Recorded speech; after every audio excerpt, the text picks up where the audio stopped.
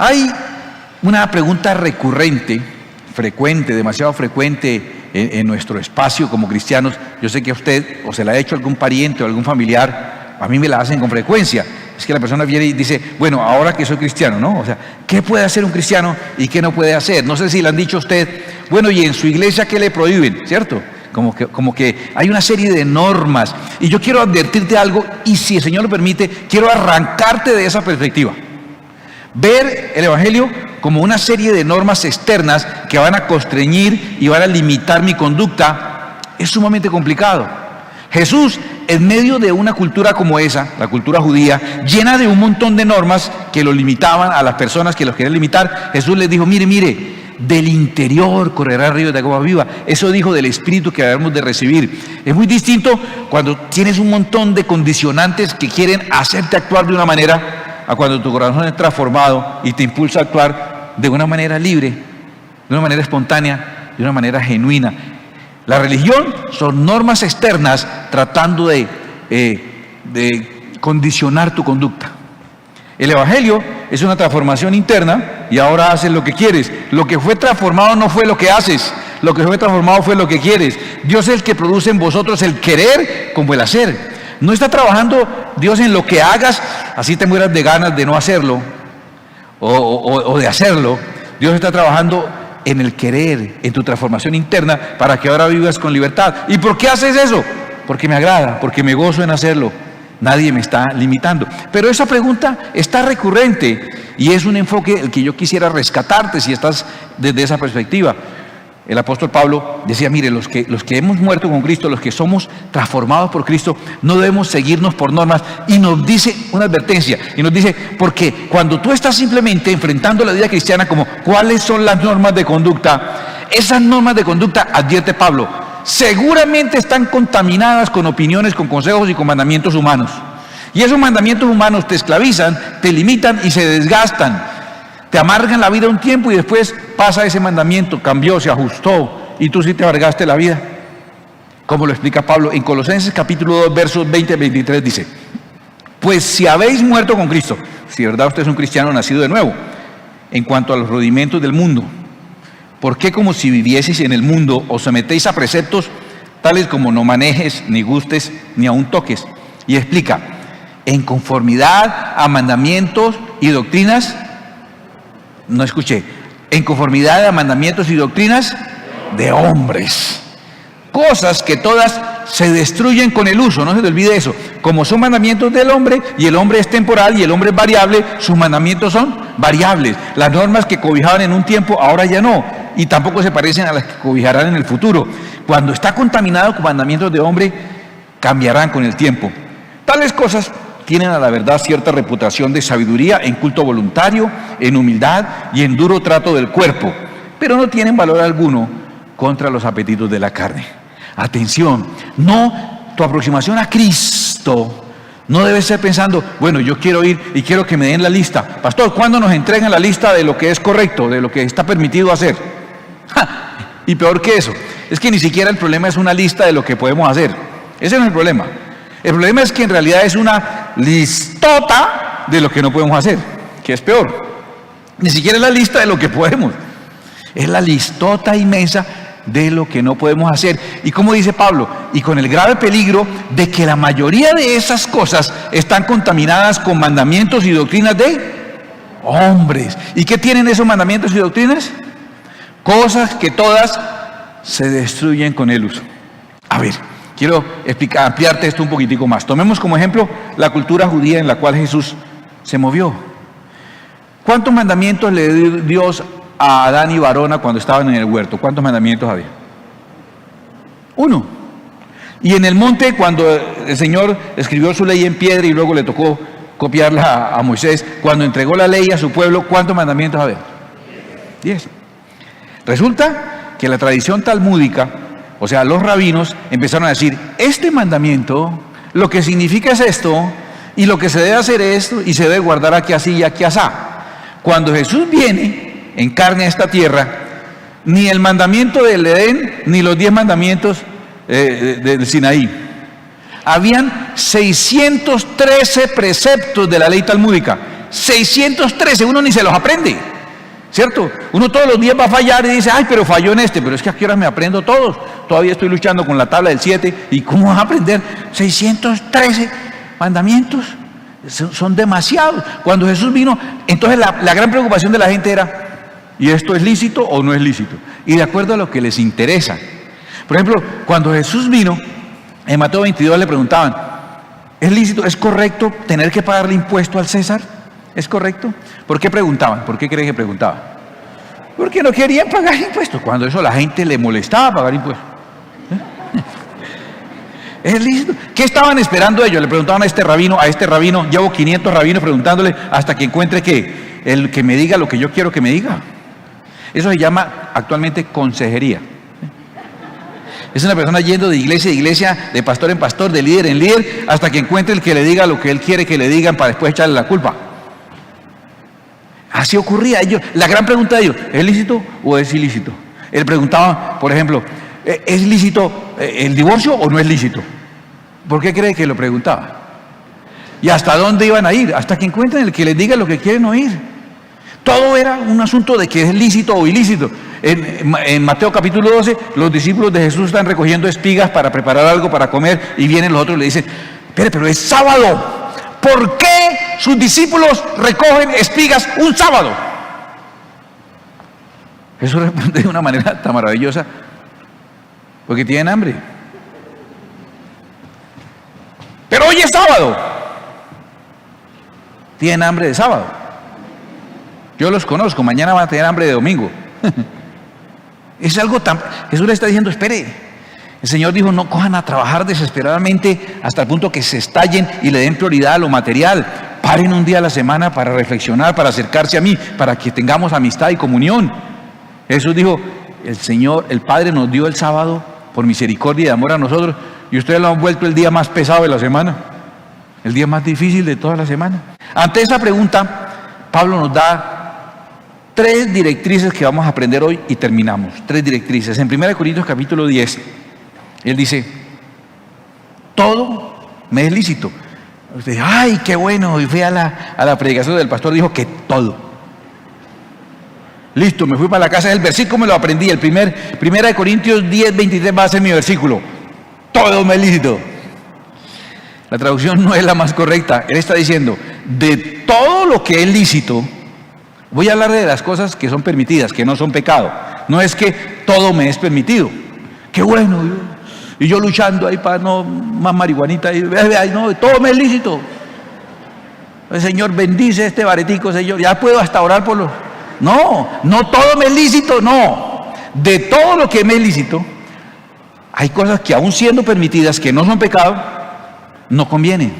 Y de todo lo que es lícito, hay cosas que no edifican.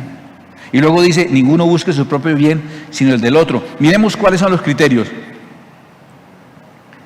Puede que algo no sea pecado, pero es algo que te edifica.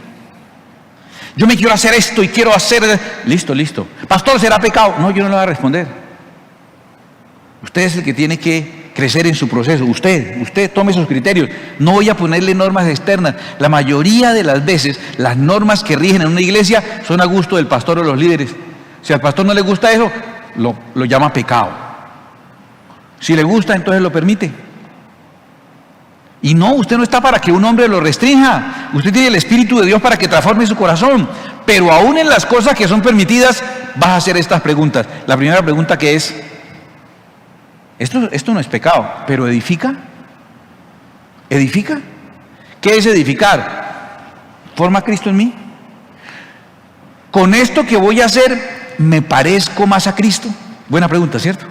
O algunos lo dicen de esta manera y también es válida. ¿Cristo lo haría? Puede que no sea pecado. Esto pecado no es, pero ¿Cristo lo haría? ¿Entiendes eso? ¿Forma a Cristo en mí? La otra consideración, edifica. La segunda consideración, puede que no sea pecado, pero ¿es conveniente? Ahora, es conveniente para mí, pero ¿será conveniente para todos? Ninguno busque su propio bien, sino el del otro. ¿Me conviene a mí, pero le conviene a los otros? ¿Me conviene a mí, pero conviene a los demás? Ese es el segundo criterio. Primero, ¿forma a Cristo en mí? Segundo, ¿nos conviene a todos que yo haga eso? ¿Es bueno para la iglesia que yo haga eso? ¿Es bueno? ¿Es lo que debo hacer? Pastor, voy a poner tal negocio, voy a poner allí unos billares, voy a poner... Digo, pues, ¿es bueno o es malo? Le dije, yo no sé, yo de negocio no sé, mucho menos de ese. No sé. De verdad, como les conté que estaba prohibido jugar billar. Era mal visto. Entonces no aprendí nunca, además fui estudiante juicioso. Y si usted era cristiano juicioso y estudiante juicioso, usted no sabe jugar billar. El que sabe, por algo es. Mire y verá. Tremendo. A un compañero un día que lo invitaron a jugar, recuerdo a Jorge, le dijeron, vamos a jugar, y él nunca había jugado. Y entró al billar ahí, llegaron y pusieron las bolas en la mesa, y cada uno con su taco, y cuando pusieron las bolas y él vio a todos los tipos fumando y con esa cara de tahúres y todo, se asustó y dijo, no, pongan nomás 2, yo no voy a jugar, y se fue. Vea, no teníamos ni idea cómo se jugaba eso. Y usted me dice, voy a poner unos billares, ¿será bueno? Yo le digo, no, yo no voy a decir por usted. Pero piense usted primero, ¿eso te va a hacer parecer más a Cristo? ¿Sería algo que Cristo haría? Número 2, puede que te convenga a ti, ¿le conviene a la iglesia en general? ¿Le conviene? Y entonces viene alguno con una idea de poner este negocio, de que usemos la congregación para esto, de que difundamos este proyecto. Y le digo, sí, a usted le conviene. ¿A la iglesia le va a convenir eso? ¿A la iglesia en general? Él vuelve y hace ese análisis, lo había hecho antes en 1 Corintios 6, y vuelve a ser parecido. ¿Todas las cosas me son lícitas? O sea, de todas las cosas que me son lícitas, hay unas, dice, mas no todas convienen, ya lo estudiamos. Y luego dice algo con lo que quiero cerrar estos 3 puntos. Todas las cosas me son lícitas, mas yo no me dejaré dominar de ninguna. Primera pregunta, ¿esto me va a hacer parecer más a Cristo? Segundo, ¿es algo que le conviene a la iglesia en general?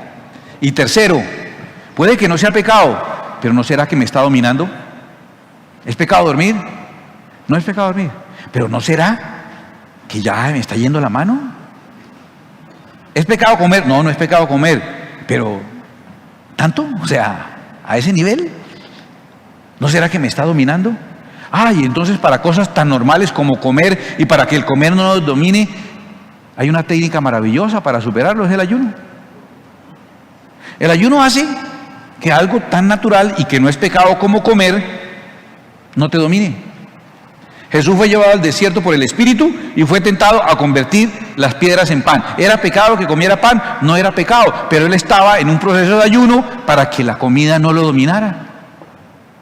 El ayuno es una cosa poderosa para someter nuestra carne, para ganar volumen espiritual y perder volumen carnal. Es muy importante el ayuno. ¿Qué es el ayuno? El ayuno es abstenernos de algo que no es pecado para que no me domine. Y en esto yo tengo una técnica. Y sé que muchos la han criticado, sé que muchos me juzgan porque dicen que eso no es ayuno, que eso que yo enseño no es ayuno, que no debía enseñarlo, que me critican mucho. Porque yo enseño a ayunar de las cosas que nos puedan dominar. Y alguien me critica y me dice, no, pero eso no es ayuno, ayuno es de la comida, ¿qué tal? Yo digo, bueno, ayuno de criticar. Sí, pare tantico, un tiempito.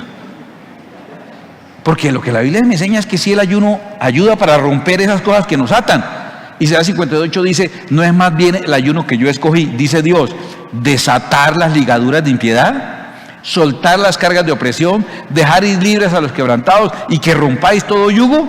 Entonces el ayuno sí tiene validez como una forma de romper cosas que nos atan. Yo te sugiero, se lo recomiendo como persona de esta congregación, tu profesor te recomienda usar esta técnica. Ayunar de cosas que aunque no son pecado, bueno, ayunar de todas las que son pecado, ¿no? Primero que todo, ¿no? Entonces, usted va a decir, no, pastor, es que estoy luchando a mí con un problema mío del pan, a ver si el pan me hace daño. Y uno le dice, bueno, ¿y lo de la pornografía no es como primero más bien? Que eso sí es pecado y condena su alma, ¿cierto? Pero si usted quiere seguir creciendo espiritualmente, no se deje poner normas de hombres. Las normas de hombres se gastan con el tiempo y generan en ti la reacción de me escapo de estas normas, y entonces eres una persona de doble vida, una persona falsa, hipócrita, que muestras que guarda las normas pero por dentro no las quieres guardar. El Evangelio nos transforma desde dentro, y en tu propósito de crecer te vas a hacer estas 3 preguntas. Primero que todo, eso, aunque no es pecado, ¿forma Cristo en mí? ¿Cristo lo haría? Número 2, ¿eso le conviene a todos, a la iglesia? ¿Es bueno para todos o para mí solo? Y número 3, no es pecado, pero no me estará dominando. ¿Es pecado que tú sigas a un equipo o que te guste un deporte? ¿Qué pecado va a ser eso? No es pecado. Pero si ya te domina, entonces ahí estás fallando, porque puede ser que sea algo lícito, pero no te debes dejar dominar de ninguna cosa. ¿Cómo hago entonces para saber si algo me está dominando? Pues ayuno. Cuando ayuno de algo, yo sé qué tanto me domina y a la vez estoy rompiendo su yugo. Te lo explico. Ejemplos, pero no es una ordenanza del pastor. En el tiempo de los 80 por allá, por ejemplo, estaba mal visto. La televisión era el cajón del diablo. Nos decían, ese es el cajón del diablo. Y hubo un evangelista que reunió a la gente en un río, hizo que la gente botara su televisor al río. ¿En serio? Ahora ya no es el cajón del diablo, ahora es el cuadro del diablo, porque ese no son ni cajón, no es un plano ahí. Y alguna vez ese mismo evangelista llegó a tener programa de televisión. Y cuando dijo, sintonícenlo en el canal 5, alguien le dijo, pero ¿dónde si usted no hizo botar el televisor? Pero bueno, ¿es pecado? No es pecado, pero escuche, ¿qué tengo que mirar? Aunque no sea pecado, ¿qué tengo que mirar? ¿Me hace más parecido a Cristo? ¿Le conviene a todo el cuerpo de Cristo? Y tercero, ¿no me estará dominando? Ayune de televisión para saber si lo domina. Ayune 3 días, 5 días, una semana sin televisión. Lo primero es un diagnóstico, te va a mostrar si te domina o no te domina, ¿cierto? Si tienes el control y estás padeciendo, si te arrimas y lo coges a besos y me dices, yo también te extraño, yo también, ¿sí? Pues te das cuenta que te domina. Y el hecho de ayunar no solamente te diagnostica que te domina, sino que te debilita ese dominio, rompe el yugo. ¿Y el ayuno es para qué? Para romper yugos, no solo para romper jugos, para romper yugos también, ataduras. Entonces, prueba, a ver qué pasa. Prueba todas las cosas a ver si te dominan o no. Las redes sociales. Ayuna en redes sociales, 1 día, 2 días, 3 días. Es que yo trabajo en eso. Pues el día libre, no el día de trabajo, el día libre ayuna eso, a ver qué pasa. Se pone nervioso, ve el teléfono y no aguanta, a ver qué habrán dicho. Contestaron y sueña y todo el tiempo está así, o así, o así, o así. Una semana con cara de emoticón porque no ha podido ir a redes sociales. Muy bueno que sepa. Puede que eso no sea pecado, pero si te domina empieza a ser dañino y destructivo. Tienes que preguntarte, aunque no es pecado, ¿qué tal que es algo que me esté dominando? ¿Qué tal que esta compinchería con esta comadre o esta compinchería con este compadre? ¿Qué tal que sea algo que está haciendo malo? Mi mamá me dice que mis amigotes, mi esposa me dice que mis amigotes, ¿cierto? Pues probemos, distanciémonos un tiempo a ver qué pasa. De cosas que aunque no son pecado, tienes que mirar si te dominan o no. De cosas que no son malas, pero no debes dejarte dominar. Y no seas tramposo, no vengas y digas, pastor, es que ayuné de asistir a la iglesia 1 mes. Fue muy bueno porque me di cuenta que no me domina, ni siquiera me hizo falta. La Biblia ordena que no nos dejemos de congregar. No es para desobedecer al Señor, son con las cosas que me son lícitas, las cosas que parece que son normales, que puede ser conveniente inclusive para nosotros. Ustedes oyeron que estoy orando por mi hermana, por su salud. ¿Y por qué no probar dejar un tiempo el azúcar y las bebidas azucaradas? A ver qué pasa. Si no soportas, ¿cierto? Y entonces para excusarte te cepillas los dientes en la mañana con Coca-Cola, echa espuma y con eso por lo menos mato la gana. No, ¿qué tal que te esté dominando eso? ¿Es pecado? No es pecado, pero ¿no te estará dominando?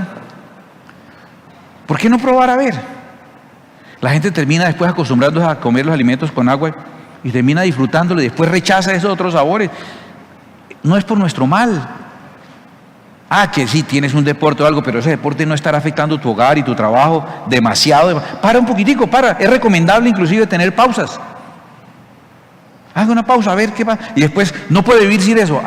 Eso no era pecado, pero te estaba dominando. Y en el momento que te estaba dominando, era una esclavitud. Y nosotros fuimos llamados a esa libertad, no esclavitud. La Escritura dice en Gálatas 5:13, porque vosotros, hermanos, a libertad fuisteis llamados. Solamente que no uséis la libertad como ocasión para la carne, sino servidos por amor los unos a los otros. Entonces usted puede decir, pero eso no es pecado, pero me está dominando el chismecito, tal hábito, tal costumbre. Piensa, Y si no, el Espíritu te va a guiar. Ayuna de cosas. He tenido que dejar parqueada la moto un tiempo y decir, ayunemos, a veces que me estaba mirando eso. Empezando este año tuve que hacer un ayuno de café y durar una semana sin tomar café, yo sin café, ¿cierto? Pues empiezas a tener crisis de inanición y desesperado. No, es que yo no tomo tinto, me duele la cabeza. Entonces lo está manejando usted el tinto. Pero el tinto es pecado. No, pero que lo domine sí es pecado. Hagamos el ejercicio. ¿Por qué? Para que no nos tengan que poner normas externas y tengamos que ir a una iglesia y nos dicen, no puedes tomar café, no puedes tomar azúcar, no puedes hacer tal cosa, no debes dormir tanto, tienes que levantarte a orar y es a las 4 de la mañana que Dios tiene desocupadas las líneas, tiene que... No. Para que no nos pongan enseñanzas de hombres, tú mismo constrúyete, alejándote del mal. Y en vez de ver qué tanto me puedo parecer al mundo para pasar desapercibido sin perder la salvación, ¿cómo puedo cada día agradar a Dios? Y aún de las cosas que no son pecado, voy a pasarlas por esos 3 filtros. Primero, pastor, y si me hago esto, y si me atravieso, y me pongo 40 piercing, parezco un puercoespín, ¿cierto? ¿Eso será pecado? No me pregúntele a sus papás. Si sus papás le llevan la cuerda, pues les va a cobrar después Dios a ellos. Es casado, pues fue de acuerdo con su esposa, su esposo, ¿cierto? Yo no vengo a poner normas. Pero aún cosas que no son pecado, pregúntate, ¿con eso me va a parecer más a Cristo Jesús? ¿Cristo va a ser formado en mí? O sea, edifica. Segundo, ¿me conviene a mí, pero le afecta a la iglesia en general? A mí me conviene, yo llego tardecito, yo me paro y me siento. Me conviene a mí, pero le conviene a la iglesia. Tercero, no es pecado, pero ¿no será que me está dominando? ¿No será que mi vida la está controlando un aparatico? ¿O un hábito, o una costumbre, o una afición? Pues ¿cómo sabe? Pregúntele al pastor, mijo. Hijo, pregúntale al pastor si eso es pecado. No, yo estoy resolviendo los míos, por favor. Estoy luchando con las cosas que me quieren dominar a mí. Sí, tengo que controlar. Mis deseos de coscorronear a alguien, tengo que controlarlo. Y usted viene a tentarme.